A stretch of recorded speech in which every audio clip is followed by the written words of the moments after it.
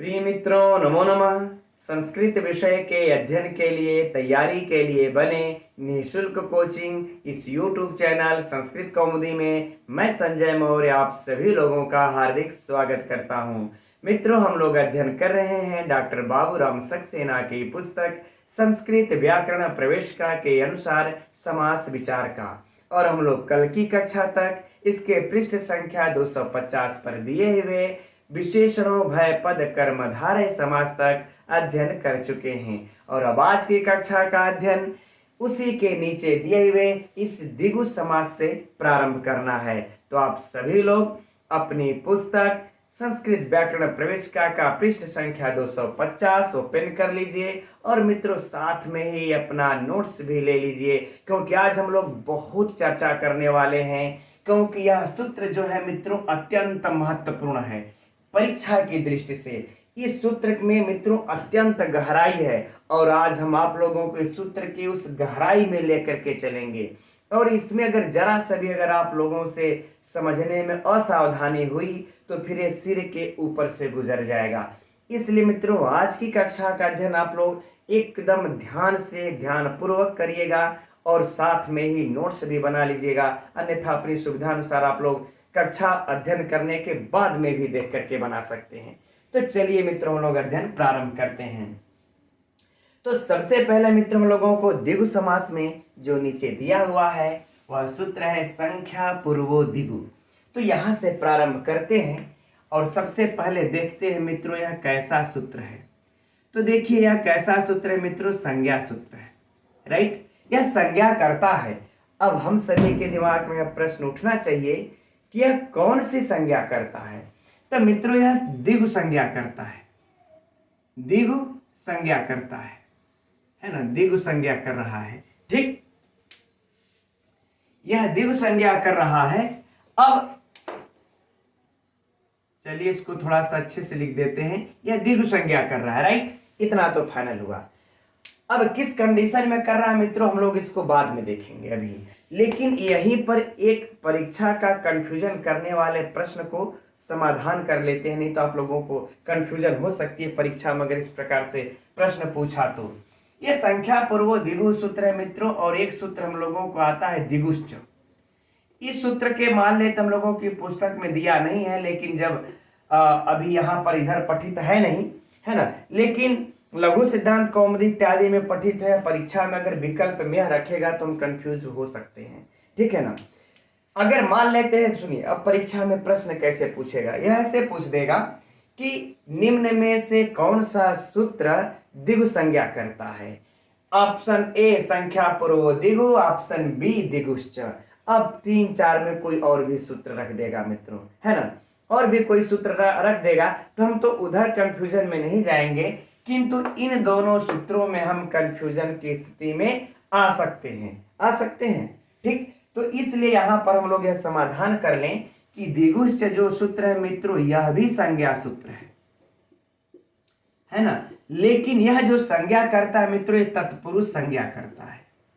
कौन सी संज्ञा करता है? तत्पुरुष संज्ञा करता है। जरा सोच लीजिए एकदम कितना, द्विगु यहां पर भी है, द्विगु यहां पर भी है, द्विगु यहां भी है, यहां भी है, लेकिन यह संख्या पूर्व द्विगु यह द्विगु संज्ञा करता है और यह द्विगुश्च तत्पुरुष संज्ञा करता है। अब यहां पर मित्रों अगर मान लेते प्रश्न थोड़ा सा और घुमा करके पूछ दे, ये तो हो गया कि कौन सा सूत्र इसमें से द्विगु संज्ञा करता है। अगर इस प्रकार से पूछ दे कि कौन सा सूत्र इसमें से तत्पुरुष संज्ञा करता है, यहां से भी प्रश्न पूछा जा सकता है कि कौन सा सूत्र इसमें से तत्पुरुष संज्ञा करता है मित्रों, तो विकल्प में यह भी रहेगा, यह भी रहेगा और भी 1-2 सूत्र हो जाएंगे, तो हमारा ध्यान कभी भी इस पर नहीं जाएगा, है ना, कि द्विगुश्च जहां पर द्विगु हो कैसे कर सकता है। लेकिन यह कहता है कि द्विगु च मने और द्विगु समास भी तत्पुरुष संज्ञक हो, द्विगु समास भी तत्पुरुष संज्ञक हो। तो फाइनल हो गया मित्रों, अब कंफ्यूजन तो नहीं होगा। लेकिन एक बात हम लोग स्मरण यहीं पर कर लेते हैं कि जो यह सूत्र कह रहा है कि द्विगु समास तत्पुरुष संज्ञक भी हो, यहां पर क्या फाइनल करना है मित्रों कि जैसे हम लोगों ने कर्मधारय समास में अध्ययन किया था, यह कर्मधारय समास और किसी की भी कर्मधारय समास की कर्मधारय संज्ञा जब हो रही थी उसकी, तो साथ ही साथ मित्रों उसका तत्पुरुष संज्ञा भी बना हुआ था।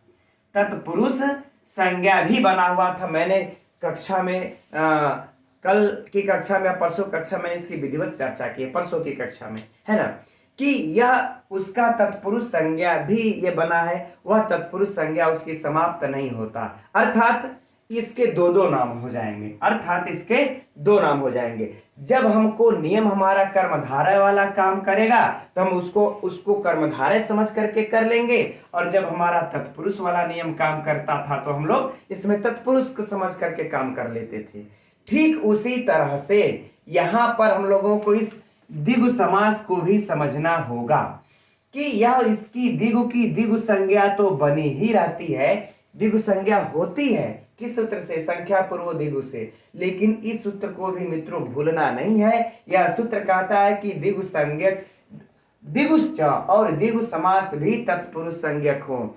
तो सीधा सीधा हो गया मित्रों कि यह द्विगु समास, यह तो नाम इसका संज्ञा रहेगा ही, लेकिन साथ में यह तत्पुरुष संज्ञा भी इसका हो जाएगा, अर्थात इसके भी दो नाम होंगे, द्विगु और क्या होगा मित्रों? तत्पुरुष, इसके भी दो नाम।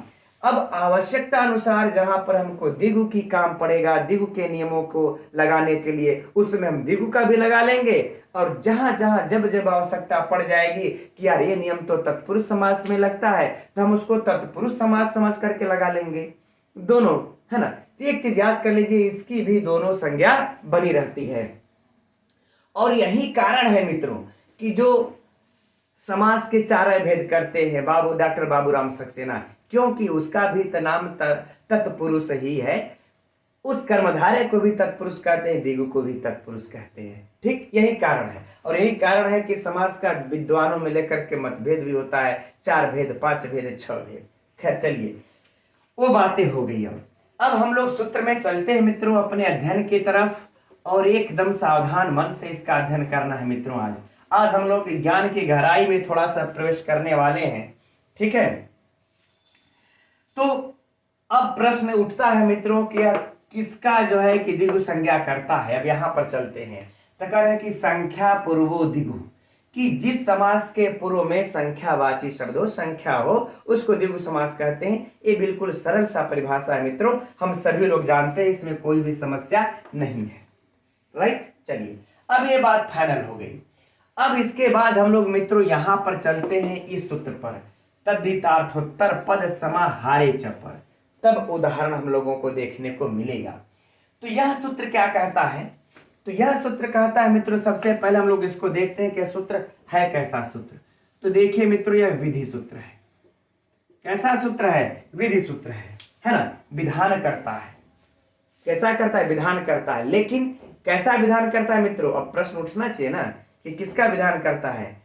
तो तत्पुरुष संज्ञक का विधान करता है। यह तत्पुरुष संज्ञक का विधान करता है, यह वाला सूत्र, है ना। लेकिन अब उसी में अब कहता क्या है, अब ये देखते हैं यह सूत्र। अब इस सूत्र में चलते हैं, ठीक। तो कह रहा है यह सूत्र कि 3 पार्ट में बांटते हैं इसको हम लोग, कि तद्धितार्थ और उत्तर पद और समाहार, इन तीनों को बांट लेते हैं मित्रों हम लोग। अब कहते हैं कि तद्धित प्रत्यय के अर्थ का विषय होने पर, पहला क्या है? करें कि तद्धित प्रत्यय, है ना, तद्धित प्रत्यय के अर्थ का विषय होने पर। एकदम मित्रों इसको नोट कर लीजिएगा, अगर आप, क्योंकि बाबूराम सक्सेना में आप लोगों को इस प्रकार से लिखा हुआ नहीं मिलेगा, है ना। और अगर आप लोगों के पास दूसरी पुस्तक होगी, कोई दिया होगा तो ठीक है, नहीं तो एकदम इसको पॉइंट टू पॉइंट नोट कर लीजिएगा। करें तद्धित प्रत्यय के अर्थ का विषय होने पर, यह पहला कंडीशन हो गया। और दूसरा करें कि उत्तर पद परे होने पर, है ना। अब तो दूसरे पर चलते हैं। कह रहे हैं कि दूसरा है कि उत्तर पद परे होने पर, उत्तर पद परे होने पर। चूंकि मित्रों आप लोग यहां पर देख सकते हैं सप्तमी है ना, तद्धितार्थोत्तर पद समाहारे, सप्तमी है, ठीक, तो पर हम लोग लगाएंगे ही, है ना। तो उत्तर पद परे होने पर, और तीसरा में कहते हैं कि समाहार का विषय होने पर। तीसरा में कहते हैं कि समाहार का विषय होने पर, ठीक, यह कह देते हैं समाहार का विषय होने पर, है ना। अब यहां पर मित्रों हम लोग अब यह 3 कंडीशन रख देते हैं। चलिए, यह 3 कंडीशन रख दिए। अब कहते हैं तीनों का विषय यानी कि तद्धित प्रत्यय के अर्थ का विषय होने पर, उत्तर पद परे होने पर, और समाहार का विषय होने पर, च मने और समास हो। किसके साथ समास हो मित्रों? अब तो प्रश्न उठ गया, क्योंकि इधर वाला तो हम लोगों का पूरा खाली है। हम लोगों ने इस सूत्र से बस इतना ही सीखा कि तद्धित प्रत्यय के अर्थ का विषय होने पर, उत्तर पद परे होने पर, समाहार का विषय होने पर, है ना, समाहार का विषय होने पर। चलिए इसको भी इस प्रकार से लिख लेते हैं, बस इतना ही सीखा। तो अब क्या कर लेंगे मित्रों, हम लोग दिक् संख्य संज्ञायाम की अनुवृत्ति ले लेंगे, यानी कि करें कि दिशावाची और संख्या के वाचक, ठीक, किसके? तो करें दिशा और संख्या। जब इस सूत्र की मित्रों हम लोग दिक् संख्य संज्ञायाम की अनुवृत्ति ले लेंगे तो दिशावाची और संख्यावाची होने पर, तो अब बात को समझ लीजिए मित्रों। अब इन तीनों में हम लोग लिख लेंगे दिशा और फिर संख्या, राइट। समझ में तो आ रहा है ना मित्रों? देखिए फिर क्या है, दिशा और संख्या। अगर मित्रों हम दावे के साथ है कहते हैं, विश्वास के साथ कहते हैं, दावे के साथ नहीं, विश्वास के साथ हम कह रहे हैं कि अगर जो भी कभी भी अगर आप लोगों के सूत्र नहीं समझ में आया होगा, आज अगर आप तल्लीनता से तन्मयता से अगर पढ़ लेंगे, अध्ययन कर लेंगे, तो मैं विश्वास के साथ कहता हूं कि आपको समझ में आ जाएगा। ठीक, अब कहते हैं, अब बातें समझ में आ गई, इतना ध्यान दें कि चाहे दिशा हो जाए चाहे संख्या हो जाए, दिक् संख्या संज्ञायाम से अनुवृत्ति चली आती है, तो हम दिशा और संख्या को ले लेते हैं। तो अब उसी के कर देते हैं च माने और, कि दिशावाची और संख्यावाची होने पर इस सुबंत के, अब इस दो में से कोई एक भी रहे मित्रों काम कर जाएगा, चाहे दिशा हो चाहे संख्या हो, है ना। इसके बाद तद्धित प्रत्यय के अर्थ का विषय होने पर, है ना, करें कि इस दिशावाचक संख्यावाचक समान अधिकरण पर होना चाहिए, ये भी बात है मित्रों, है ना। समान अधिकरण इस दिशावाची संख्यावाची सुबंत के साथ समास को प्राप्त होता है, और वह समास तत्पुरुष संज्ञक कहलाता है, यह भी बातें हैं, और वह समास तत्पुरुष संज्ञक कहलाता है। अब आगे भी हम बताएंगे कि कैसे दिगु होगा, अभी फिलहाल इतना ही समझिए, है ना। और वह समास मित्रों कौन सा संज्ञक कहलाता है? तो कह रहे तत्पुरुष संज्ञक कहलाता है। फिर से समझ लेते हैं इसके अर्थ को, कि तद्धित प्रत्यय के अर्थ का विषय होने पर, उत्तर पद परे होने पर, समाहार का विषय होने पर, यदि दिशावाचक संख्यावाचक सुबंत आता है तो इस दिशावाचक संख्यावाचक समानाधिकरण सुबंत के साथ समास को प्राप्त हो जाता है। तो अब जरा समझिए मित्रों कि कितने उदाहरण इससे बन जाएंगे हम लोगों को। एक दिशावाची सुबंत के साथ तद्धित प्रत्यय का अर्थ विषय होने पर एक उदाहरण होगा, फिर संख्यावाची इधर होगा, संख्यावाची के संख्यावाची सुबंत समानाधिकरण के होने पर इस तद्धित प्रत्यय का अर्थ का विषय हो जाएगा, 2 उदाहरण, और फिर उत्तर पद परे होने पर फिर दिशा के साथ संख्या के साथ, तो 2 4 उदाहरण, और इसके बाद इसमें मित्रों सिर्फ आपके दिशा का ही प्राप्त होगा, संख्या का नहीं, समाहार का विषय होने पर, है ना। तो हम लोगों को इस प्रकार से मित्रों इसमें 5 उदाहरण प्राप्त होते हैं। अब जरा सोचिए, अब एक एक का उदाहरण करके देखना है, तो अब समझते हैं। अब यह देखिए समास कर दिया, अब यह जो है समास करके खाली हो गए, है ना। अब हम लोगों का भी सूत्र का काम आता है संख्या पूर्वो दिगु। अब फिर से इसको समझिए, यह सूत्र कह रहा है इस प्रकार का जो भी आपने इस तद्धितार्थोत्तर पद समाहारे च से जो सूत्र से समास कर रहे हैं आप, इसमें यदि कहीं भी हमको पूर्व पद में संख्या पूर्व पद में यदि संख्या दिख गया तब वह द्विगु समास हो जाएगा। कौन सा समास हो जाएगा मित्रों? द्विगु समास हो जाएगा। आगे बातें समझ में। तो यहां पर जो समास हो रहा है तो अब एक चीज मित्रों यहां पर यह पार्टीशन कर लीजिए आप लोग कि इसमें से जो ये संख्या, ये दिख गया, इतना ही है ये संख्या, कि यह जब जब इस संख्या का दिशा को छोड़ देते हैं, क्योंकि यह सूत्र कहता है कि ये जो तद्धितार्थोत्तर पद समाहारे च सूत्र से जो समास हो रहा है, इसमें यदि संख्या पूर्व पद में दिखता है तो हम उसकी द्विगु संज्ञा कर देंगे। फाइनल। तो जब इस प्रकार जब समास हो रहा है मित्रों यहां पर, तो इतना हम लोग दिमाग में बैठा लें कि यहां पर इस सूत्र से दिशावाचक समानाधिकरण का भी हो रहा है, संख्यावाचक समानाधिकरण का भी हो रहा है। तो कह रहे हैं कि जब संख्यावाचक का इस समानाधिकरण के साथ समास होगा तो द्विगु समास। आ गई बातें समझ में? अर्थात कि संख्यावाचक हो, समानाधिकरण इधर तद्धित प्रत्यय तो द्विगु समास, संख्या उत्तर पद होने पर भी जब समास होगा तो द्विगु समास, संख्या का समाहार विषय होने पर भी द्विगु समास। लेकिन अगर यही समाहार का विषय मित्रों यदि अगर दिशावाचक है, दिशावाचक, तब यह संख्या पूर्वक काम नहीं करेगा, क्योंकि यह कहते ही है कि जब इस सूत्र से जहां पर समास हो रहा है यदि संख्या पूर्व में दिख जाता है तो फिर आप समझ लीजिए द्विगु समास हुआ। राइट? तो बातें समझ में आ गई ना मित्रों? अच्छा, अब आप लोगों के तब दिमाग में प्रश्न यह भी उठता होगा कि तब ये दिशावाचक के साथ अगर ये कहीं आपका उत्तर पद का समास होगा तब कौन सा समास होगा, उसको कहा जाएगा। तो मित्रों सिंपल सी बात है, तद्धितार्थ पद समाहारे च जो समास कर रहा है तो तत्पुरुष समास कर रहा है। यह कौन सा समास कर रहा है? हमने पहले ही बोला आप लोगों को कि यह तत्पुरुष समास कर रहा है, तो यह तत्पुरुष समास होगा इस सूत्र के अनुसार। लेकिन यह सूत्र बीच में कूद पड़ता है कि इसमें जो संख्यावाची रहेगा उसको हम द्विगु कर देंगे, तो यह सब क्या हो जाएगा? तत्पुरुष समास। आगे बातें समझ में ना एकदम? अब चलिए उदाहरण में चलते हैं। अब जहां जहां भी मित्रों उदाहरण इस दिशावाचक के साथ इस कंडीशन के साथ होगा तो तत्पुरुष समास, और यदि संख्या के साथ होगा इसका तो द्विगु समास। राइट? अब उदाहरण में प्रवेश करें हम लोग। अब एक एक पहले का उदाहरण कर देखते हैं। अगर इसका मित्रों आप लोग स्क्रीनशॉट भी लेना चाहते होंगे तो ले लीजिएगा, है ना। अब हम लोग एक का उदाहरण देखते हैं, इन दोनों को मिटा लेते हैं। अब यहाँ के उदाहरण से प्रारंभ करते हैं। तो हम लोगों की पुस्तक में मित्रों इस संख्यावाची का उदाहरण मिलता है षाण्मातुरः। ठीक, इस संख्यावाची का तद्धित अर्थ के विषय में होने पर यह उदाहरण दिया हुआ है, दिशावाची का नहीं दिया है। तो पहले चलिए हम लोग इस संख्यावाची का ही देख लेते हैं, फिर दिशावाची का भी हम लोग चर्चा कर लेंगे। तो जब संख्यावाची का देखते हैं तो उदाहरण क्या है मित्रों? षाण्मातुरः। चलिए यही उदाहरण है।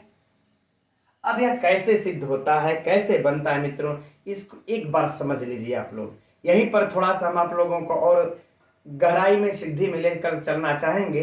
कुछ हमारे भाई बहन ऐसा भी कहते हैं कि सर अरे छोड़िए सब मत आप पढ़ाइए, सब परीक्षा का नहीं आने वाला।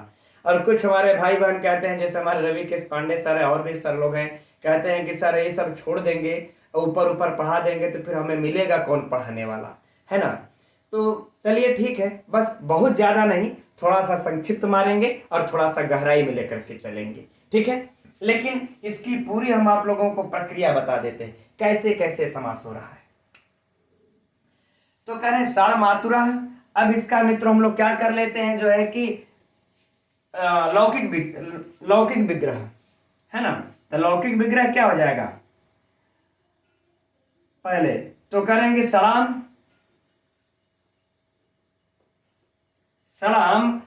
मातृणाम।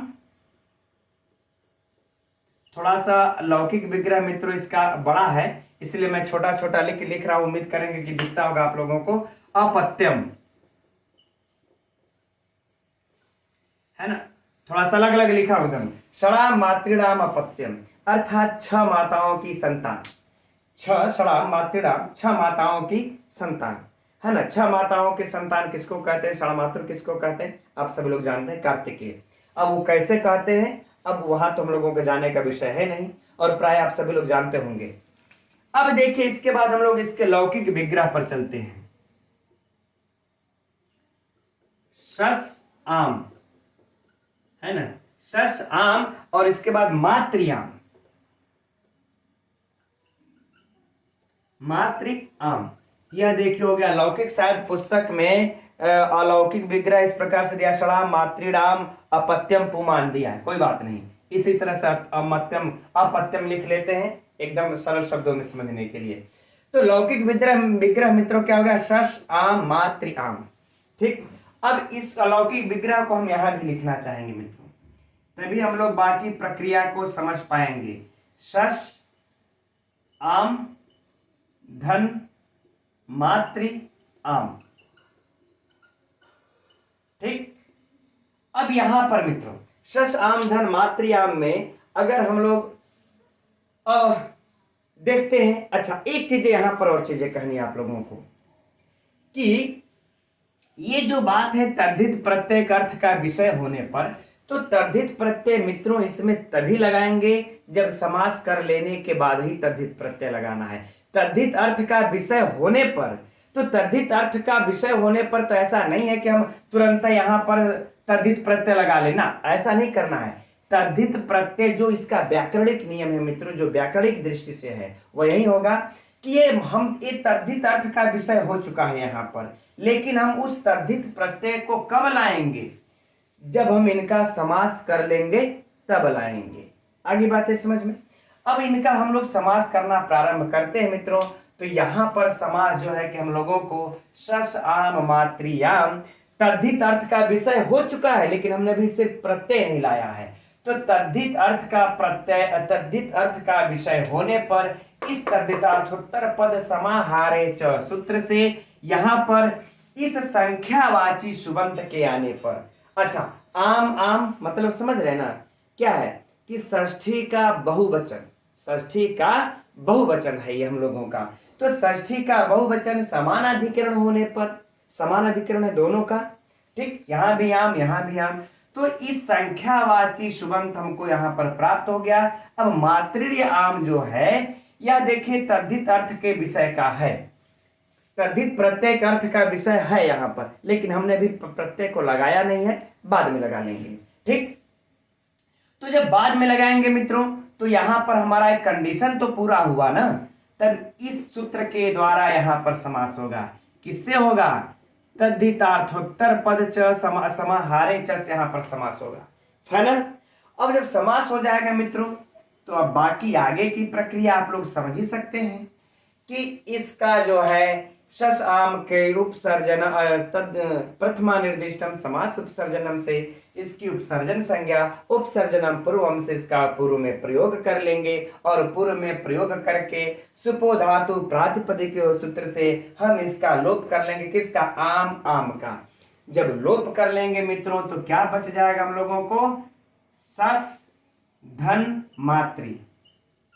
अब यहां पर मित्रों हम लोग क्या कर लेंगे, यहां तक तो संक्षिप्त मार दिए, कोई समस्या नहीं है, रटा रटाया चीज हो गया है। अब तो अब शश धन मातृ कर लेंगे। अब शश धन मातृ जब कर लेंगे मित्रों तो हमको यहां पर जसत्व कर लेंगे, क्या कर लेंगे, जसत्व कर लेंगे। और जसत्व कर लेने के बाद है ना, चूंकि यहां पर जसत्व करना है मित्रों हम लोगों को अनिवार्य हो जाएगा। ठीक,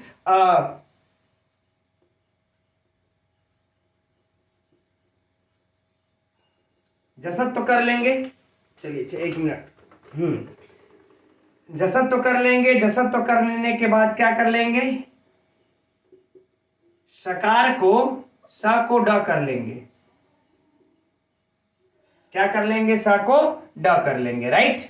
अब स को जब ड कर लेंगे मित्रों यहां पर तो क्या हो जाएगा, षड धन मातृ, षड धन मातृ।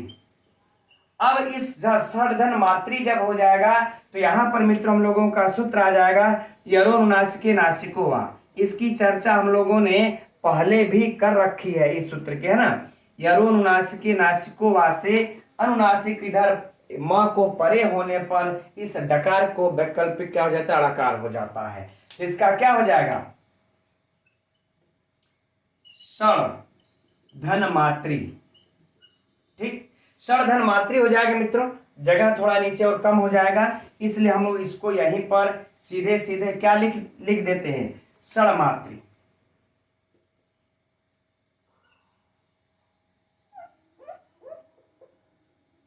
षड मातृ। और यहां पर हमने यह लिख लेते हैं यरोनुनासिके से ड को ड़, राइट। चलिए अब यहां पर मित्रों अब समास हो गया है ना, अब समास हो गया है यहां पर, और तद्धित के अर्थ का प्रत्यय का विषय है ही है।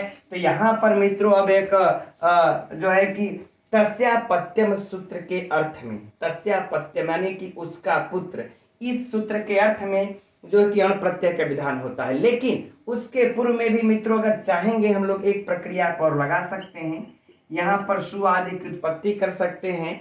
अब यहां पर तस्यापत्यम सूत्र का अर्थ है, तो हम लोग पुत्र के अर्थ में इसको अण प्रत्यय यहां आ जाएगा। अब यह अण प्रत्यय मित्रों हमारा तद्धित प्रत्यय है। यह अण प्रत्यय हमारा कैसा प्रत्यय है? तद्धित प्रत्यय है। ठीक है, अब यह अण प्रत्यय हमारा तद्धित प्रत्यय है, तो फिर यहां पर मित्रों वही बातें होती है, सुपो धातु प्रातिपदिकों से इस सु का लोप हो जाता है। जब इस सु का लोप हो जाता है तो हम लोग सीधा सीधा यहीं पर अण लगा लेते हैं, यहां पर कोई बातें नहीं होंगी। ठीक, तो अब जरा समझिएगा, हमने कहा था, हम लोगों ने यही कहा था ना कि तद्धित प्रत्यय, जब तद्धित प्रत्यय लगेगा तो समास हो जाने के उपरांत ही लगेगा, भले ही तद्धित अर्थ का विषय हो। तो हम लोगों ने यह तद्धित प्रत्यय लगा लिया। अब तद्धित प्रत्यय में ड़ का मित्रों हलंत्यम सिद्ध संज्ञक होकर के लोप हो जाएगा। क्या बचेगा? अ। क्या बचेगा हमारा? अब अ बच गया, राइट। चलिए अ बच गया, तब हम लोगों का मित्रों एक सूत्र आ जाता है, एक सूत्र आ जाता है, क्या? उसको लिख लेते हैं पहले कि मातुरुत संख्या भद्र पूर्वाया, मातुरुत संख्याया, है ना, संख्या संभद्र पूर्वाया। इस सूत्र से क्या होता है? इस सूत्र के द्वारा इस री को उ हो जाता है, री को उत, री को उत हो जाएगा मित्रों। क्या हो जाएगा? उत। और फिर हम लोगों का एक सूत्र आ जाएगा मित्रों उरड़ रपर, और इस सूत्र के द्वारा उत को रपर आदेश हो जाता है, और उत को रपर आदेश होकर के जब री को उत आदेश होगा, है ना, री को उत, ठीक, और फिर उत को रपर आदेश, तो क्या हो जाएगा? सड़मातुर।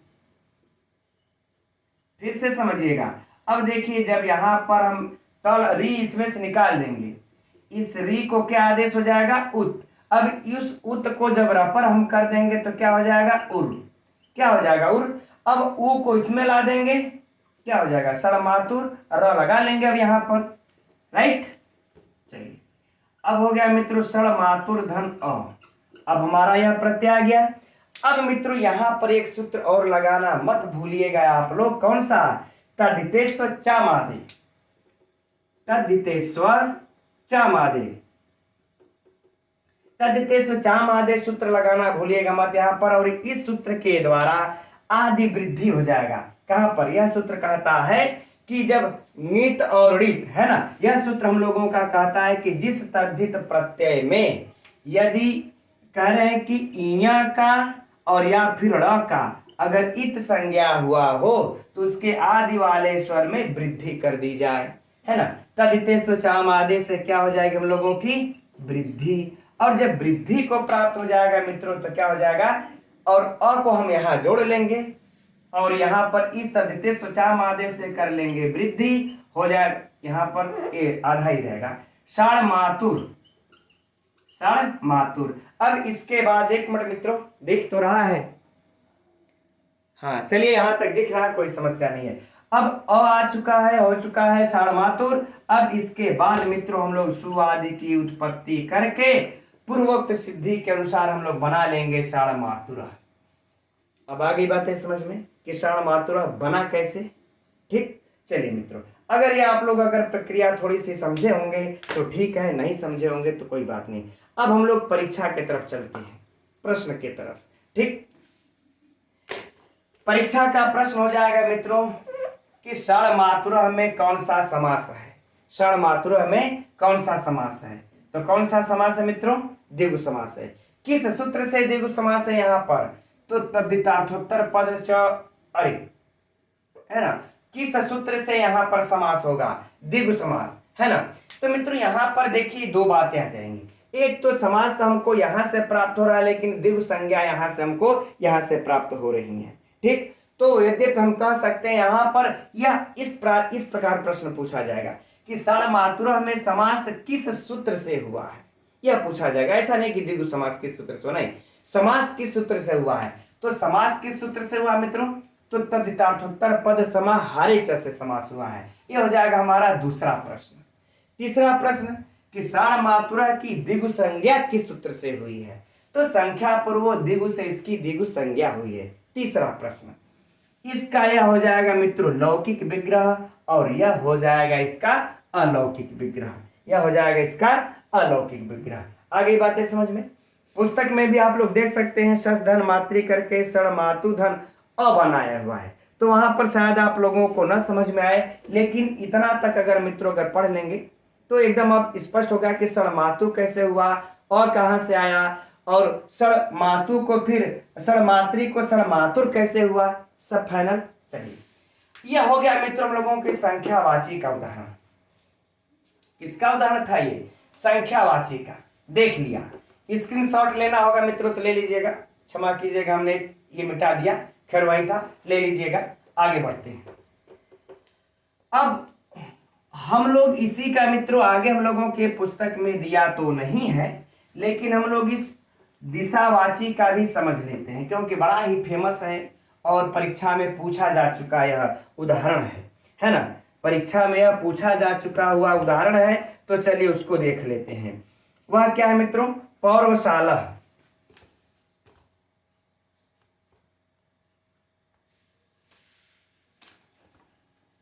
तो चलिए हम लोग पौर्वशाला को देख लेते हैं।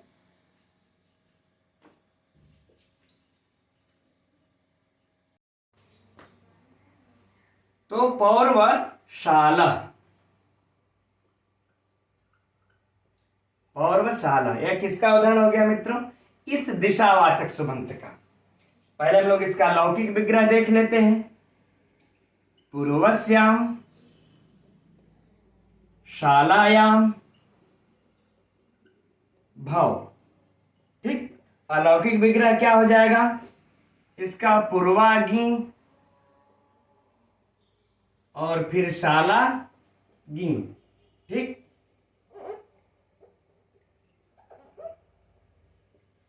पूर्वागी शालागी। अब यहां पर मित्र हम लोगों का समास होता है। तो अब ये सूत्र का देख रहे हैं, दिशावाचक और तद्धित प्रत्यय के अर्थ का विषय होने का कंडीशन लागू कर रहा है कि नहीं कर रहा है। तो देखिए यहां पर मित्रों यह दिशावाचक सुबंत है, तो यहां पर भी देखिए दिशावाचक सुबंत हम लोगों को प्राप्त हो जाता है। संख्या का तो नहीं है, कोई बात नहीं, लेकिन तद्धित प्रत्यय के अर्थ का विषय यह है कि नहीं। तो मित्रों यह तद्धित प्रत्यय के अर्थ का विषय है, क्योंकि कह रहे हैं कि तत्र भव अर्थ से यहां पर हम लोगों को वहां पर उत्पन्न होने मित्रों ईया प्रत्यय लगा है। तद्धित का जो है कि यहां पर ईया प्रत्यय लगा हुआ है, दिक पूर्व ये पदा संज्ञायाम ईया सूत्र से यहां पर ईया प्रत्यय लग जाता है, जिससे हमारा तद्धित प्रत्यय के अर्थ का विषय हो गया। अब इसका जो है इस समानाधिकरण का पूर्वागी शालागी का इस तद्धित अर्थोत्तर पद समाहारे च सूत्र से यह समास को प्राप्त हो जाएगा। अब समास को यह प्राप्त हो जाएगा मित्रों, तो अब बाकी आगे हम लोगों की सिद्धि की प्रक्रिया चल पड़ेगी। लेकिन अब हम लोग सिद्धि में जाएंगे नहीं तो आप लोग कहेंगे कि एक तो यह पाठ्यक्रम में हम लोगों के पुस्तक में ही दिया है और सर इसकी सिद्धियों को पढ़ा के बस टाइम को व्यतीत कर रहे हैं, इसलिए हम लोग उधर नहीं जाएंगे, क्योंकि आगे मित्रों बहुत सारे इसमें सूत्र हम लोगों को हल करने होंगे। सर्वनामनो वृत्ति मात्रे पुंबद भाव से पूर्वा को पूर्व करना पड़ता है, पुंबद भाव करना पड़ता है, आदि वृद्धि करनी पड़ती है, अंत का ह्रस्व करना पड़ता है, कई सारे सूत्र हैं, तो हम लोग छोड़ देते हैं वहीं पर। और सच पूछा जाए तो हम लोगों के टीजीटी का प्रश्न भी नहीं है, जो प्रश्न है उस पर ध्यान देते हैं। ठीक, तो पहला प्रश्न है मित्रों पौर्वशाला, ठीक है ना। पौर्वशाला का यह हो गया लौकिक विग्रह और यह हो गया अलौकिक विग्रह।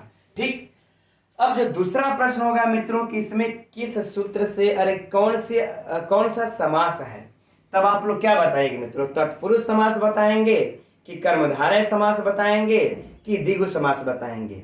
तो अब हम आप लोगों को पुनः इस सूत्र के दोनों के तरफ लेकर के चलना चाहेंगे, तभी ये जस्टिफाई हो पाएगा, है ना, तभी आप लोग ये इससे संतुष्ट हो पाएंगे मेरे विचार से। देखिए कहने का भाव है कि यह जो मूल रूप से समास है, यह जो सूत्र है मित्रों, यह तो तत्पुरुष समास ही कर रहा है, पहले भी चर्चा की हम लोग, अभी भी कर ले रहे हैं कि यह सूत्र कहता है संख्या पूर्वोदिगु कि यह तदितार्थोत्तर पद समाहारे च से जो भी आप समास करेंगे उसमें संख्यावाची रहेगा तो हम उसको तब उसको द्विगु समास हो जाएगा। तब वो कौन सा समास हो जाएगा? द्विगु समास। तो ये संख्यावाची को इन्होंने द्विगु किया था, संख्यावाची लेकर के चले गए। अब बात फंस गई दिशावाचक का। तो यह जो हमारा सूत्र है यह तो तत्पुरुष समास ही कर रहा है मित्रों, पहले भी कहे अब भी कर रहे हैं कि ये सूत्र क्या कर रहा है कि तत्पुरुष समास ही कर रहा है ना, तत्पुरुष समास कर रहा है। लेकिन तब इस हिसाब से इस सूत्र से यहां पर समास हुआ तो तत्पुरुष समास होना चाहिए था ना, इसको तत्पुरुष समास होना चाहिए। लेकिन अब कह रहे हैं कि जब समान अधिकरण जब आ जाएगा मित्रों, जब एक अधिकरण हो जाएगा, समान अधिकरण हो जाता है, तब कौन सा समास हो जाता है हम लोगों का? कर्मधारय समास, है ना। तो इसका तत्पुरुष तो बना ही रहेगा इसका, लेकिन साथ में कर्मधारय भी होगा, क्योंकि यहां पर मित्रों हम लोगों का यह पूर्वागी सालागी अधिकरण समान है, अधिकरण समान है, इसलिए इसको कर्मधारय भी कहना ही पड़ेगा। और बाकी द्विगु में जाने का तो कोई प्रश्न ही नहीं उठता, क्योंकि संख्यावाची ही द्विगु होगा। आगे बातें समझ में चलिए। अब मित्रों हम लोग आगे बढ़ते हैं। अब यह जो दूसरा वाला जो पंक्ति है उत्तर पद के परे होने पर, अब इसका सूत्र, अरे इसका उदाहरण देखते हैं। तो हम समझते हैं मित्रों इसको मिटा दें, आप लोग नोट कर लीजिएगा, नहीं तो इसका स्क्रीनशॉट ले लीजिएगा, क्योंकि स्पेस कम है। अब इसके दोनों उदाहरण को नीचे लिखने भर का नहीं है जगह, इसलिए हम आगे बढ़ते हैं। तो अब मित्रों हम लोग इस दिशावाचक और संख्यावाचक का ये दूसरा वाला जो है उत्तर पद परे होने पर इसका, बल्कि इसको मित्रों अगर हम लोग इस प्रकार से लिख लें तो हम समझते हैं बल्कि आप लोगों को और सटीक से समझ में आएगा, है ना, कि दिशावाचक और संख्यावाचक थोड़ा सा हम बढ़ा रहे हैं आप लोगों के लिए। संख्यावाचक सुबंतों के साथ, सुबंत का, इस सुबंत का अब समानाधिकरण सुबंत के साथ, समानाधिकरण सुबंत के साथ समास होगा, समानाधिकरण सुबंत के साथ समास। लेकिन कब? तो कह रहे हैं कि उत्तर पद अर्थात उत्तर पद परे होने पर। अब इस प्रकार से अच्छा और आप लोगों को समझ में आ जाएगा, यहां से उत्तर पद परे होने पर। आगे बातें समझ में कि दिशावाचक या संख्यावाचक सुबंत हो, इस सुबंत का समानाधिकरण सुबंत के साथ होगा समास उत्तर पद के परे होने पर। इस दूसरा वाला से अर्थ निकलता है इस सूत्र का। अब उदाहरण देख लेते हैं मित्रों, बहुत प्रसिद्ध उदाहरण है पंचगवधन। यह उदाहरण मित्रों आप लोगों को बहुत ही कंफ्यूज करता होगा कि इसमें हम कौन सा समास लगाएं। आज आप लोग ध्यान से सुन लीजिए और आज से आप लोगों का कंफ्यूजन भी दूर हो जाएगा, राइट। तो देखिए पहले हम लोग लौकिक विग्रह देखते हैं। तो पंचगावः धनम यस्य सः, यह क्या हो गया हम लोगों का लौकिक विग्रह। अलौकिक विग्रह देख लिया जाएगा तो क्या हो जाएगा, है ना, पंचन,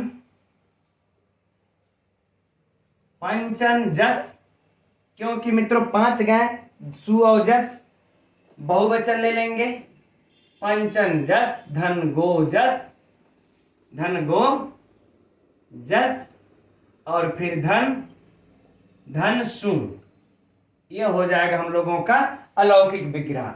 अर्थात हमने पंच को भी अलग कर लिया पंचन जस, और इसके बाद गावा का भी अलग कर लिया गोजस, और धन का हमने कर लिया धनसु, क्योंकि धन एक वचन में हो गया, राइट। तो धनसु। अब यहां पर मित्रों हम लोग देखिए इस शर्तों को क्या पूरा कर रहा है कि नहीं कर रहा है, तब यहां पर समास होगा। तो मित्रों हम देखते हैं यहां पर कि हमारा यह संख्यावाचक सुबंत है। कैसा सुबंत है? संख्यावाचक सुबंत या फिर दिशावाचक सुबंत, दो में से एक होना चाहिए। तो हम लोग उदाहरण किसका देख रहे हैं? संख्यावाचक सुबंत का। तो यहां पर देखिए हमको पंचन जस संख्यावाचक सुबंत प्राप्त हो रहा है कि नहीं हो रहा है? पंचन जस संख्यावाचक सुबंत। इसके बाद हमारा समानाधिकरण सुबंत आया है गोजस, जस और जस हमारा समानाधिकरण सुबंत आ गया कि नहीं आ गया? आ गया। तब कह रहे हैं अब इसके बाद उत्तर पद परे होने पर, यह देखिए हमारा उत्तर पद परे है, उत्तर पद परे हो गया। तब कह रहे हैं कि अब हम इस तद्धितार्थ उत्तर पद समाहारे च सूत्र से अब यह मित्रों समास को प्राप्त हो जाएगा, है ना। अभी यहाँ कंफ्यूजन दूर नहीं हुआ आप लोगों का, अभी और इसमें हम गहराई में है कुछ ले चलते हैं। तो चलिए हम लोग पहले यहाँ पर पंचन लिख लेते हैं, धन गो लिख लेते हैं, धन धन लिख लेते हैं। क्यों कि जब यह समास को मित्रों प्राप्त हो जाएगा तो पुनः वही प्रक्रिया शुरू हो जाएगी। कौन सा? कि इसमें जो है कि उपसर्जन संज्ञा करना, इस पंचन का उपसर्जन संज्ञा होकर के पूर्व में प्रयोग करी तद्धित समासार्थ से, प्रातिपदिक संज्ञा सुपो धातु से, इस जस गो जस जस सु का लोप होकर के पंचन गो धन बच गया, राइट। अब यहां पर मित्रों हमारा देखिए यह उत्तर पद है, यह कौन सा पद है? उत्तर पद है। और यह हमारा कौन सा है? यह समान अधिकरण आ गए दोनों ना, समान अधिकरण सुबंत के साथ यह क्या हो गया? संख्यावाची सुबंत, और इधर क्या हुआ मित्रों? समान अधिकरण। तो देखिए इस उत्तर पद के परे रहते इन दोनों का समास कर रहा है। कौन कर रहा है? ये वाला हम लोगों का तद्धितार्थ पद समाहारे च कर रहा है। तो जरा आप ध्यान में लगाइएगा कि यहां पर मित्रों अवांतर समास है, समास के अंदर समास है। एक चीज ध्यान में रखिएगा, क्या है? समास के अंदर समास है। तो यह हमारा जो टोटल समास होता है इसको तो बहुव्रीहि समास है। यह मित्रों कौन सा हमारा टोटल समास हुआ? इसको यह नोट कर लीजिए कि यह बहुव्रीहि समास होता है। लेकिन इस बहुव्रीहि जब पूरा मिला लेंगे पंच गव धना तब बहुव्रीहि होगा। इस बहुव्रीहि के अंदर में यह अवांतर समास हो रहा है, समास के अंदर समास। तो यह उत्तर पद जब परे हो जाता है तब इससे हमारा कोई लेना देना नहीं रहता। बस उत्तर पद का परे का विषय होने पर यह समान अधिकरण हमको दो प्राप्त हो जाते हैं, इसलिए हम तद्धितार्थ पद समाहारे च सूत्र से इन दोनों का समास कर देते हैं। अब आगे बातें समझ मित्रों। अच्छा, जब इन दोनों का हम समास करेंगे, जब इन दोनों का समास कर लेंगे तो अब क्या बन जाएगा? पंचन गो। लेकिन यहां पर मित्रों न का न लोप प्रातिपदिकांतर सूत्र से इस न का लोप होकर के क्या बन जाएगा? पंच गो। क्या बन जाएगा? पंच गो। अब गो के बाद मित्रों यहां पर जो है कि कहते हैं कि टच प्रत्यय का विधान किया जाता है ना। सूत्र है गोर तद्धित लुकी, अर्थात गो शब्द के बाद अगर तद्धित प्रत्यय का लुक ना हुआ हो तो टच प्रत्यय का विधान कर दिया जाता है। अब टच में से सब कुछ लोप होकर के चूटू हलंतम से सब लोप होकर के क्या बच जाता है मित्रों? यहाँ पर अ बच जाता है। अब जब अ बचेगा तो यहाँ पर हमारा अब एचो यवयावह काम कर जाएगा ना। सूत्र हमारा एचो यवयावह जब काम कर जाएगा तो ओ को अब आदेश होकर के क्या हो जाएगा? पंच गौ। क्या हो जाएगा? पंच गौ। आगे बातें समझ में। तो जब यह पंच गौ बना अब यहां पर हम लोग आकर के धन को जोड़ देते हैं। अब यह उत्तर पद परे रहते मित्रों यहां पर समास हुआ है। तो सुनिए अब ध्यान से, अब यहां परीक्षा का प्रश्न प्रारंभ होता है कि जब आपसे पंच गौ में पूछेगा तब आप कौन सा लगाएंगे? यह पंच गौ में इस सूत्र से समास हुआ है। तो यह सूत्र कौन सा समास करता है मित्रों? तत्पुरुष समास करता है ना। लेकिन संख्या पूर्वोदिगु, संख्या पूर्वोदिगु कि संख्या में इस सूत्र से जो भी समास होगा अगर पूर्व में संख्यावाची है तो कौन सा समास हो जाएगा मित्रों? द्विगु समास। तो ये समास यह उत्तर पद के परे रहते यह जाकर के द्विगु समास हुआ है। आगे बातें समझ में ना। वैसे अगर देखेंगे तो व्याकरणिक दृष्टि से तत्पुरुष समास अवांतर है इसके अनुसार से, लेकिन संख्या पूर्व में होने से यह द्विगु समास हो गया। तो अब इसके बाद हम जाकर के तब अब इन दोनों का जब समास करते हैं मित्रों तब बनाते हैं पंचगव धन। पंचगव धन है ना, पंचगव धन। अब सुनिए परीक्षा का प्रश्न कि अगर आप लोगों से बाबू यह पूछ दिया जाए मित्रों कि पंचगव धन में कौन सा समास है? तो बहुव्रीहि समास है। कौन सा समास है? बहुव्रीहि समास। भूल से भी द्विगु मत लगाइएगा। और अगर पंचगव धन में पूछा जाए कि किस सूत्र से समास है, यह तो एक समास हुआ, किस सूत्र से समास है, तो अनेक मन्य पदार्थे से समास है ना, अनेक मन्य पदार्थे से बहुव्रीहि समास है, बातें फाइनल। लेकिन जब आपसे पंचगव सिर्फ पूछ दिया जाएगा इधर धन को छोड़ करके, तब आप लोग लगाएंगे द्विगु समास है। तब कौन सा लगाएंगे, यहाँ पर द्विगु समास है। और इसके बाद अगर पूछ दिया जाए पंचगव में किस सूत्र से समास हुआ है, तब आप लोग कहेंगे मित्रों तद्धितार्थोत्तर पद समाहारे च से इस सूत्र से समास हुआ है, तद्धितार्थोत्तर च समाहारे सूत्र से समास हुआ है। अब बातें फाइनल हुई कि नहीं हुई मित्रों। अगर ये अच्छा एक बात ये हुआ कि अगर यह उत्तर पद पर में नहीं होता तो यहाँ पर यह समास की स्थितियां नहीं बनती, और अगर बनती भी तो समाहार वाले से बनती, लेकिन उत्तर पद वाले से स्थितियां ये नहीं बनती। तो बातें मित्रों फाइनल हो गई ना। फिर से ध्यान से समझ लीजिएगा कि पंचगव धन हमें पूछेगा किस सूत्र से, यही वाला है, देखिए है तत्पुरुष में पठित, लेकिन आप लोगों से परीक्षा में प्रश्न पूछा जा सकता है पंचगव धन में किस सूत्र से समास है ना। तो पंचगाव धनम यस्य सः, है ना, पंचगव धनम यस्य सः अनेक मन्य पदार्थे से समास है। कौन सा समास है, बहुव्रीहि समास है। लेकिन जब पंचगव में पूछ दिया तो द्विगु और तद्धितार्थोत्तर पद समाहारे च समास है। बाकी लौकिक विग्रह अलौकिक विग्रह तो देख ही रहे हैं, राइट मित्रों। फाइनल हो गया ना। हम उम्मीद करेंगे मित्रों, आशा करते हैं आप लोगों को समझ में आ गया होगा। अब ये रहा मित्रों संख्यावाचक का उदाहरण। अब इसका समान उत्तर पद परे होने पर इस दिशावाचक का भी समानाधिकरण के साथ समास देख लेते हैं, उसका भी उदाहरण देख लेते हैं मित्रों, यद्यपि पुस्तक में दिया नहीं है ना। इसको नोट कर लिए होंगे आप लोग, हम उम्मीद करते हैं, है ना। वैसे यहाँ पर मित्रों फिर से हम कह देना चाहेंगे द्विगु समास तो होगा ही, इसको आप लोग तत्पुरुष समास भी कह सकते हैं, कोई समस्या नहीं है ना, क्योंकि ये समास तो तत्पुरुष ही कर रहा है, ये तो संख्या पूर्वो होने पर बाद में इसकी द्विगु भी हो जाता है, अलग बात है। ठीक, चलिए अब यहाँ पर हम लोग बस एक छोटे रूप में उसका भी उदाहरण देख लेते हैं। इसीलिए मित्रों यहाँ पर जो है कि बड़ा समस्या हो जाती है विद्वानों को समझने में कि ये समास कौन सा, कितने भेद हैं, 4 भेद, 5 भेद, 6 भेद, इसीलिए हो जाती है। क्योंकि अब उसी एक ही तत्पुरुष के एक नाम तत्पुरुष रहेगा ही, दूसरा नामकरण आप कर्मधारय भी कर देते हैं, फिर तीसरा उसी तत्पुरुष का नाम आप द्विगु भी रख देते हैं, इत्यादि इत्यादि। चलिए अब इसका आप लोग यह भी देख लीजिए कि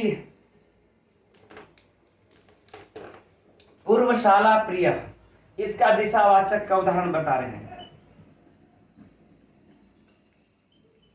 पूर्वशाला प्रिय, है ना, ये हो गया हमारा ये उदाहरण। अब इसका मित्रों ये दिशावाचक का उत्तर पद परे होने पर समानाधिकरण सुबंत के साथ समास है। अब इसका हम लोग क्या कर लेते हैं, लौकिक विग्रह देख लीजिए। पूर्वा शाला प्रिय यस्य, है ना। अब इसके बाद मित्रों अगर इसका अलौकिक विग्रह करना चाहेंगे तो पूर्वासु शालासु प्रियासु, यह हो जाएगा लौकिक विग्रह। बाकी सेम कंडीशन, सेम प्रश्न, सेम चीजें, बस यह दिशा यहाँ पर यह दिशावाचक के संदर्भ में है, राइट। अब एक उदाहरण मित्र हम लोगों को बच गई समाहारे च, तो चलिए अब उसको देखते हैं, इसके साथ कुछ और भी सूत्र है। तो अब मित्र हम लोग समाहार में अर्थ में देखते हैं। अब देखिए यहाँ पर समाहार के अर्थ में दिशावाचक का मिलता ही नहीं उदाहरण, तो बस हम लोगों को संख्यावाचक सुबंत का समानाधिकरण सुबंत के साथ अब समाहार अर्थ में अब उदाहरण देखना है मित्रों। कौन से में, समाहार अर्थ में उदाहरण। तो देखते हैं उदाहरण हम लोगों के पुस्तक में क्या दिया हुआ है, लेकिन उस उदाहरण से मित्रों हम लोग पहले 2 सूत्रों का अध्ययन अब कर लेते हैं, ठीक है ना। पहले उन 2 सूत्रों का अध्ययन कर लिया जाए, फिर हम लोग उदाहरण देखेंगे।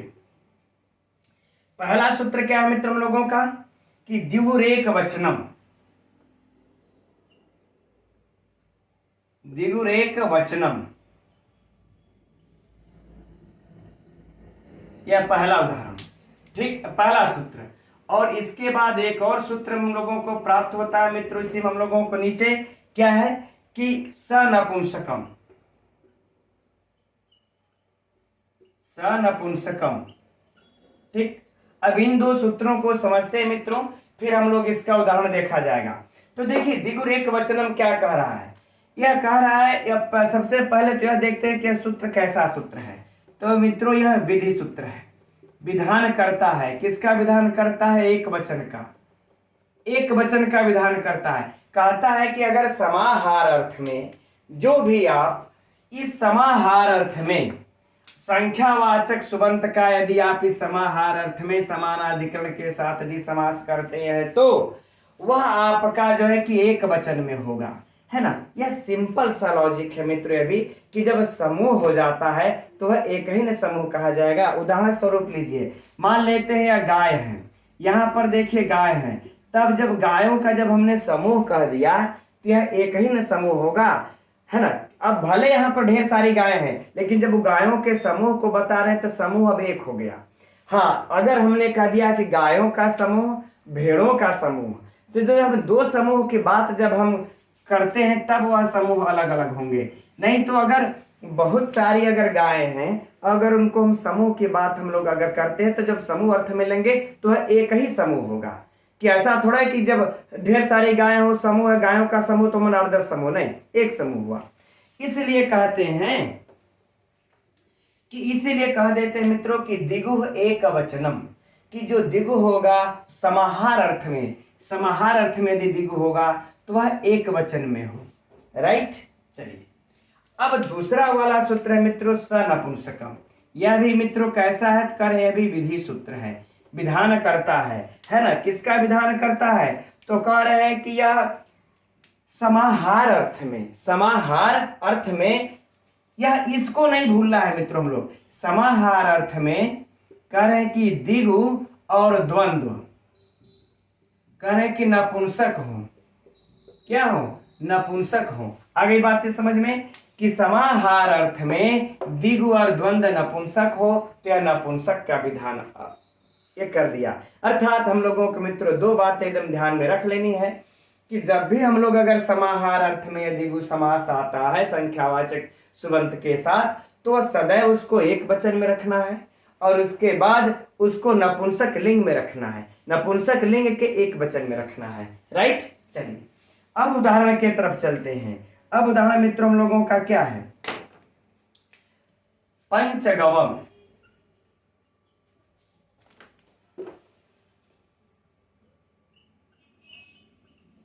पंचगवम है ना, पंचगवम। अब लौकिक विग्रह क्या हो जाएगा, पंचानाम गवम समाहार। अलौकिक विग्रह क्या हो जाएगा मित्रों इसका, कि पंचनाम गोआम,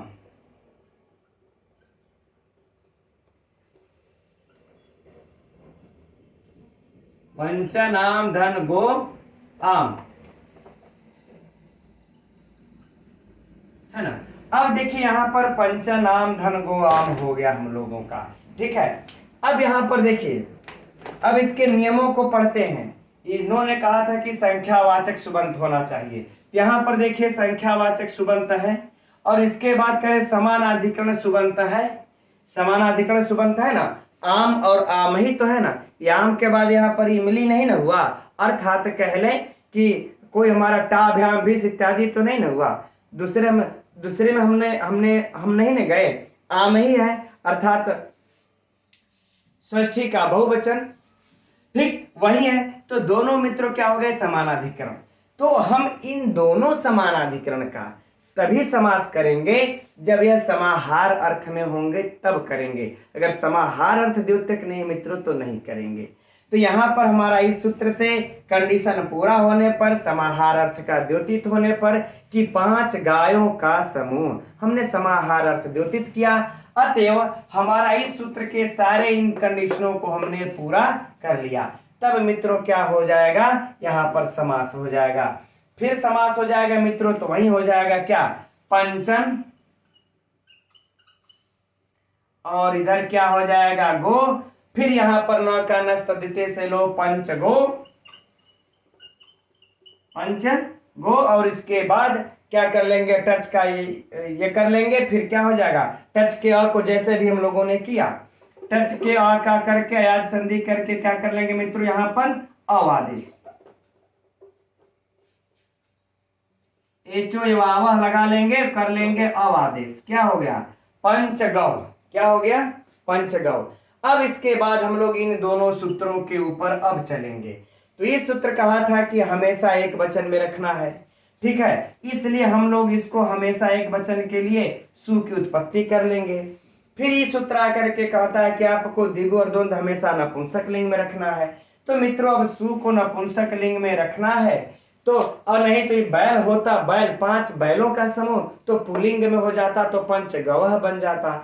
लेकिन यहाँ पर हमको आदेश मिला है स नपुंसकम के द्वारा कि हमेशा इसको जो है कि नपुंसक लिंग में रखेंगे। तो नपुंसक लिंग में जब रखना हो जाएगा मित्रों तो सु को अम आदेश हो जाएगा, तुम से फिर अमी पूर्व से पूर्वरूप होकर के क्या बन जाएगा पंचगवम। फाइनल, कोई समस्या नहीं। अब इस पंचगवम, अब परीक्षा के प्रश्नोत्तरी समझिए कि पंचगवम में कौन सा समास है, तो द्विगु समास है। कौन सा समास है मित्रों, द्विगु समास। किस सूत्र से हुआ है पंचगवम में समास, भयंकर प्रश्न है यह परीक्षा का मित्रों।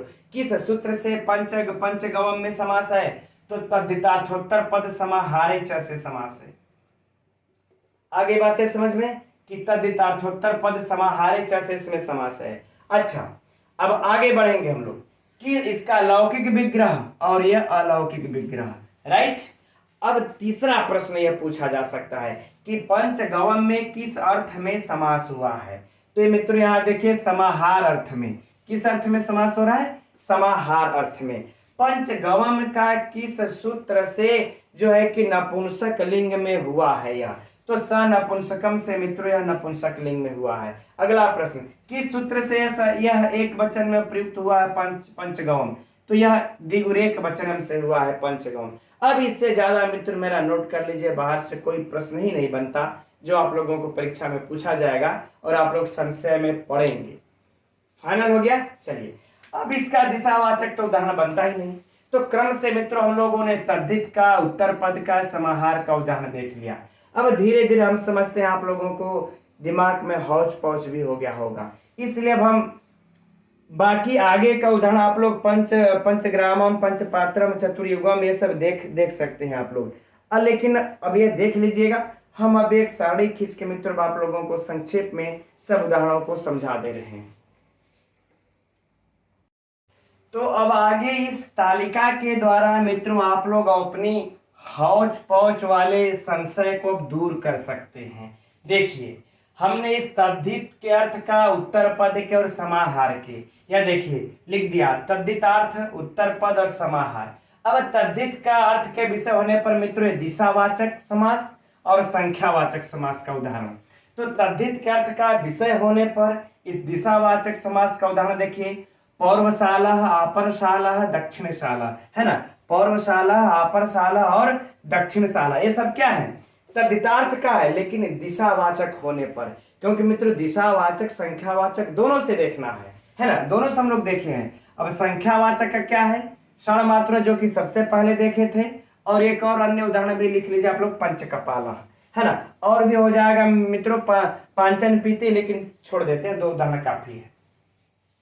अब उत्तर पद का है मित्रों, अब दिशावाचक में पूर्वशाला प्रिय, यह हमने बताया भी। और अब इसी उत्तर पद का मित्रों पंचगवधना, 10 गवधना, यह संख्यावाचक में हो जाएगा, क्योंकि यह 5 10 संख्यावाचक है ना।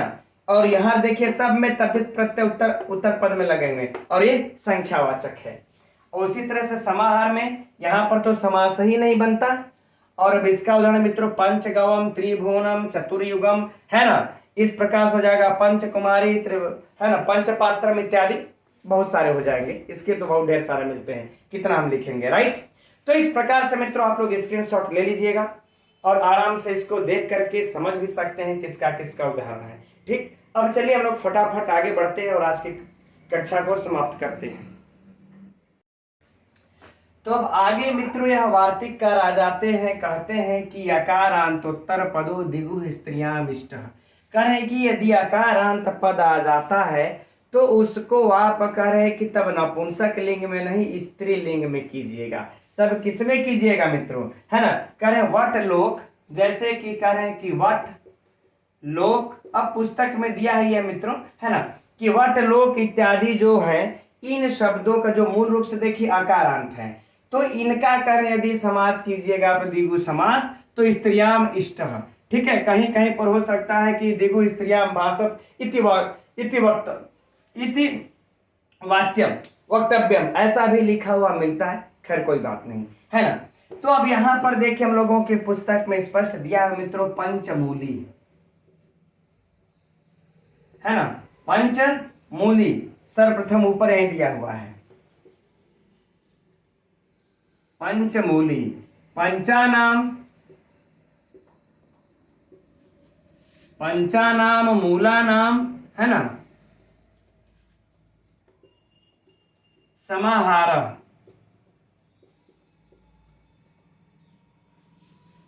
पंचानाम मूलानाम समाहारा। अब यहां पर देखिए मित्रों वट है लोक है, चलिए मूल को नहीं लिखे, मूल भी लिख लेते हैं मूल। अब यह शब्द क्या है मित्रों, अंत में जो है कि आकारांत है, और वार्तिककार यही कहते हैं कि आचार्य पांडे जी आपसे यह मिसिंग हो रही है कि जो आकारांत वट लोक मूल इत्यादि जो शब्द हैं इनको जो है कि आप द्विगु समास में स्त्रीलिंग में करना चाहिए। जो आप नपुंसक लिंग में कर रहे थे तब इसको आपको नपुंसक लिंग में सनपुंसकम से नहीं करना है, तब स्त्रीलिंग में इकारांत हो गया मित्रों पंचमूली। इसी प्रकार से पुस्तक में देखिए हम लोगों के दिया हुआ है कि जो है कि पंचानाम वटानाम समाहार पंचवटी, है ना, त्रिलोकी, ये त्रणानाम लोकानाम समाहार त्रैलोकी। तो यहाँ पर तो कोई समस्या ही नहीं है, लेकिन बाकी जो समास होगा मित्रों वो उसी तद्धितार्थोत्तर पद समाहारे चाहिए आप लगाएंगे, याद कर लीजिए यहाँ पर वही ये सब सारी चीजें लग रही है, एक चीज बस ध्यान में रखना है ना, बाकी सब सारे प्रश्न वही है, कोई समस्या नहीं है। अब इसके बाद फिर अगला कार वार्तिककार कहते हैं कि पात्रांतस्य न। अब वार्तिककार आकर के कह देते हैं मित्रों कि क्या पात्रांतस्य न, ठीक, पात्रांतस्य न कि लेकिन पात्र इत्यादि शब्दों को आप छोड़ दीजिएगा। जैसे देखिए पात्र है और क्या है भुवन इत्यादि, इन शब्दों को छोड़ दीजिएगा। यह भी तो आकारांत है, तो यह भी आकारांत है, लेकिन जब इनका समास कीजिएगा आप तब क्या कीजिएगा, है ना, जो अभी हम लोगों ने पढ़ा कि पंचपात्रम, तब क्या कीजिएगा, तब पंचपात्रम अर्थात सनपुंसकम सूत्र से इसकी नपुंसक लिंग संज्ञा करके एक वचन में पंचपात्रम कर दीजिएगा, है ना। लेकिन इन आकारांतों को आप मत छोड़िएगा, इनको स्त्रीलिंग में बना दीजिएगा, और पात्र और भुवन जैसे शब्दों को आप आकारांत तो है लेकिन इनको आप नपुंसक लिंग कर दीजिएगा, पंचपात्रम और त्रिभुवनम। आ गई मित्रों ने समझ में बातें। और यही मित्र हम लोगों को परीक्षा में पूछ करके कि पंचमूलक बनता है कि पंचमूली बनता है, तो यहाँ पर ध्यान रखना है कि पंचमूली बनता है, त्रिलोकम नहीं बनता, त्रिलोकी बनता है, पंचवटम नहीं बनता, पंचवटी बनता है, राइट। तो ये चीज फाइनल। अब नीचे लेकिन एक और वार्तिककार आकर कहते हैं आबंतो वा। अब इस वार्तिक को मित्रों यहीं पर देख लेते हैं, फिर एक बार थोड़ी सी और चर्चा करते हैं हम लोग, क्योंकि कमेंट कल की कक्षा पर कुछ आया हुआ है उसकी चर्चा हम लोग ये कर लेंगे। कि कह रहे हैं कि आबंतो वा वार्तिक कि अर्थात कि उत्तर पद यदि आकारांत हो तो समस्त पद विकल्प से स्त्रीलिंग होता है, जैसे पंचानाम खट्टवानाम समाहारा पंच खट्टवा, ये जो उदाहरण दिए हैं छोड़ देते हैं हम इसको।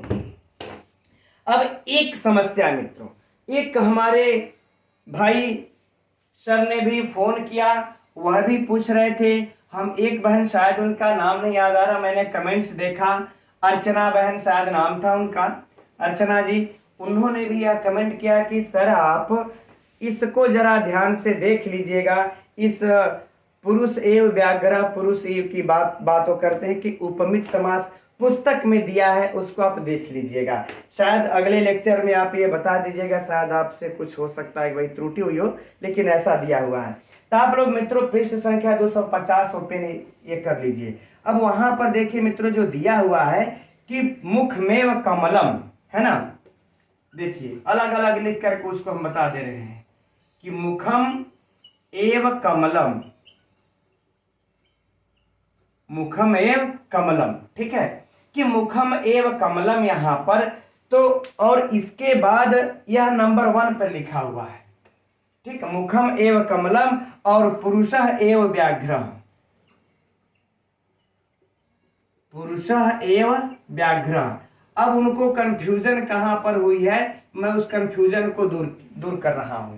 पुरुषः एव व्याघ्रः, ठीक, यह 1 नंबर पे। और फिर हम लोगों का दूसरे नंबर पर क्या बातें लिखी हुई है कि मुखम कमलम इव, पुस्तक में कह रहे हैं कि लिखा हुआ है तो मैं उन्हीं के कंफ्यूजन को दूर कर रहे हैं। मुखम कमलम इव,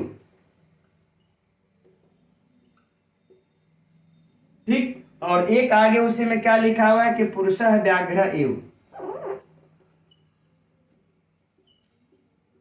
पुरुषः व्याघ्र इव, ठीक, यही दोनों बातें लिखी हुई है ना मित्रों वहां पर कि पुरुषः व्याघ्र इव। अब यहां पर देखिए नीचे लिखते हैं कि जो पहले को कि जो मुखम कमलम, मुखम एव कमलम दिए हैं और मुखम एव कमलम और जो पुरुषः एव व्याघ्र है, इसी को क्या कहे, नीचे देखिए लिखा हुआ है कि प्राचीन की समास करेंगे, एक दूसरे को आरोप किया गया काव्यों के प्राचीन टीकाकारों ने ऐसे रूपक समास के स्थलों पर मयूर व्यंजकादित्व समास कहा है, और दूसरे को अर्थात जो ये दूसरा है इसको कहा है कि उपमित समास, इसको क्या कहा है, उपमित समास कहेंगे, उपमित समास कहेंगे, है ना।